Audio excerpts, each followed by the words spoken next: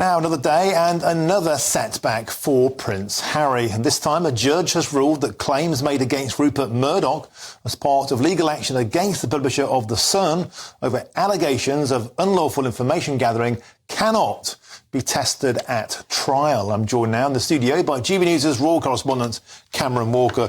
Another setback for Prince Harry. Tell us more. Yeah, I think it's certainly a bit of a blow for Prince Harry. It's the latest litigation against News Group newspapers. That's the publisher of The Sun newspaper and the now defunct News of the World over alleged unlawful information gathering, something which the News Group denies. But Prince Harry was wanting to target allegations specifically against Rupert Murdoch and a number of other high-profile executives. Now, News Group newspaper have said that the primary aim of Prince Harry here was to give publicity to these allegations against News Group executives, which, as I said, they deny. The judge appeared to kind of agree with them this morning. In his ruling, Mr Justice Fancourt rejected Harry's application to include Mr Murdoch in this particular case. The trial expected to be January 2025. And he said that it was the desire for claimants, i.e. Harry and the others involved in this case, to shoot at, and I quote, trophy targets to make these amendments.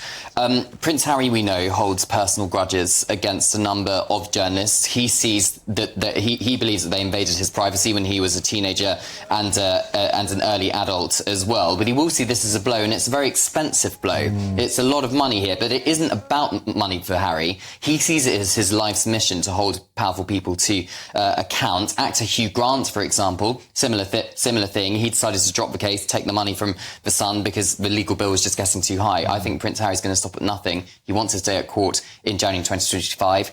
He did actually win on some of the judges' rulings. He has created more amendments, which we will see play out in January next year. Will he appear in the dock like he did with the Mirror case, the separate Mirror case? That's not ruled out. Superb. Cameron Walker, a superb update of another bad day for Prince Harry. And joining me now to discuss this further is the former Royal Correspondent Michael Cole. Michael, welcome to the show. So another bad day at the office for the Ginger Whinger, as some people call him. And do you think it had been badly advised all along? As Cameron Walker just said, Rupert Murdoch, the bogeyman to many in this ongoing case, but a trophy target, the judge said, and he's knocked it all back. Good afternoon, Martin, and good afternoon, Cameron. The law is open to all of us, just like the Ritz Hotel. And it's an extremely expensive process, particularly when you're paying your own costs, as Prince Harry is. Now, the Prince of Litigation has been back in the lists today. Here we see him at a previous case. He's got several going. It's hard to keep up sometimes. But as Cameron just said, he's taking on the red top tabloids and the middle market tabloids, and he wants to win the day. Whether he's wise to do that, because you can burn through an awful lot of money very, very quickly. Reports say that he and his wife are worth $500 million. That's $500 million. Whether that's true or not seems a very high figure to me.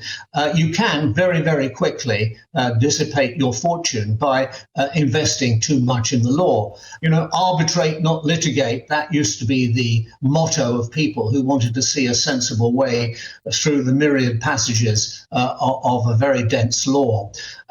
He today was definitely knocked back by Mr. Justice Fancourt. As Cameron said, he accused Prince Harry of shooting at trophy targets. It's not just Mr. Murdoch, who I ought to say is 93 years old, but other former senior executives of News Group. But the judge did allow Prince Harry to widen the case to some extent by naming other journalists. But what Mr. Justice Fancourt did not allow was for Prince Harry to make allegations that his wife's privacy, Meghan Markle's privacy, was also invaded by these newspapers. Otherwise, said the judge, we're going to be here forever. He's got to have a slimline case, and it will start in January. And I think to make it stick, I think Prince Harry will definitely be back in this country. Otherwise, it would be Hamlet literally without the prince.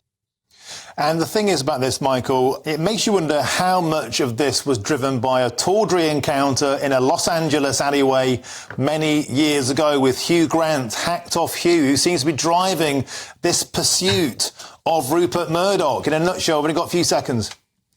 Yeah, oh, you remember that case. I think the lady's name was Desire Brown, was it, or something like that? Poor old Hugh. I know Hugh, he's a very nice guy, Fulham supporter.